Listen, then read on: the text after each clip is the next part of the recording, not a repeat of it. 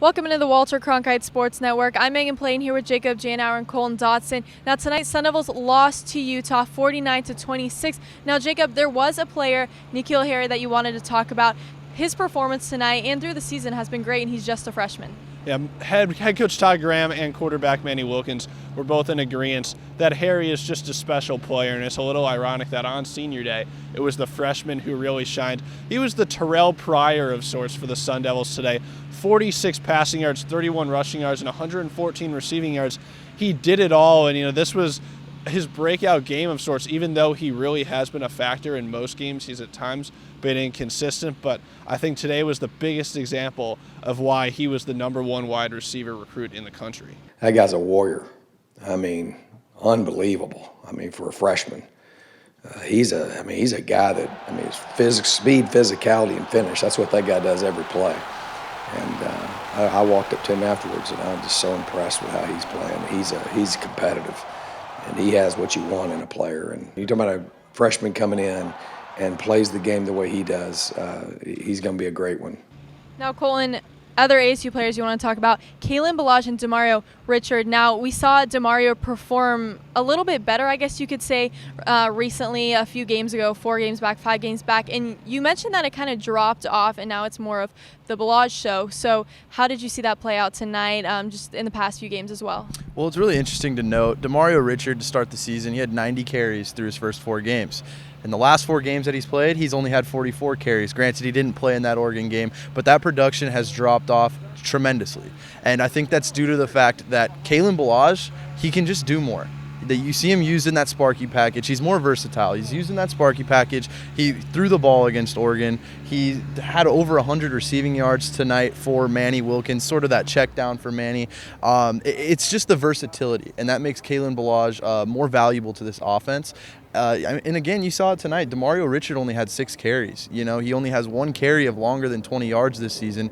And granted, maybe his role in this offense isn't the home run hitter of sorts. He's supposed to just run between the tackles, be a physical runner. But you do want that big playability, and Demario Richard just doesn't have it this season.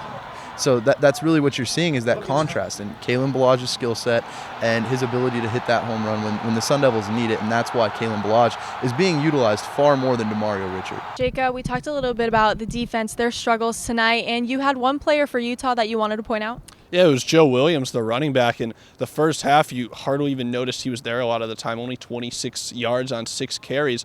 But in the second half, he kind of came out a different man. And ASU was running the cover 4 almost the entire game, and he was still picking it apart left and right. And if you remember Williams from early on in the season, a big story, he had retired, sat out a game or 2, came back, and now look at what he's doing for this Utes team. He had an 82-yard run, a 40-yard run, and a 28-yard run, all in the second half. We've seen some inconsistencies from the Sun Devil run defense.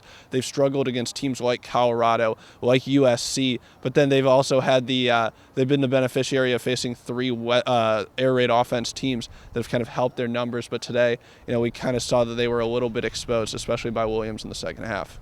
Now, switching gears over to ASU's offense, they struggled as well. Manny Wilkins had struggled. We saw a lot of sacks given up. So, Colin, what did you see from them tonight? Well, I don't know that Manny particularly struggled. I just think he was thrown out of his rhythm. He was sacked 11 times.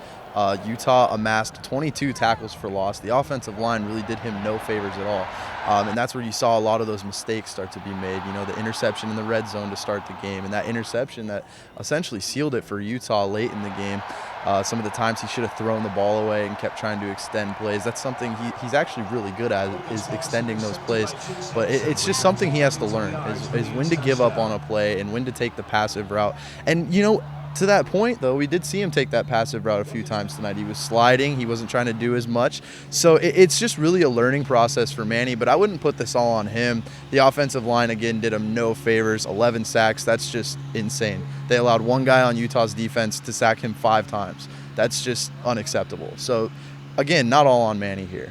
I just took some critical sacks that, I just got to get the ball out of my hands. Obviously not take some of those hits. And, just going through my reads and hitting the back when things aren't there. So, I take full accountability for that and, just got to make sure I get better and change and not make those same mistakes next week. A loss tonight does put the Sun Devils at 5-5 on the season, and it really puts their bowl eligibility into question. For more football coverage throughout the remainder of the season, keep it at CronkiteSports.com.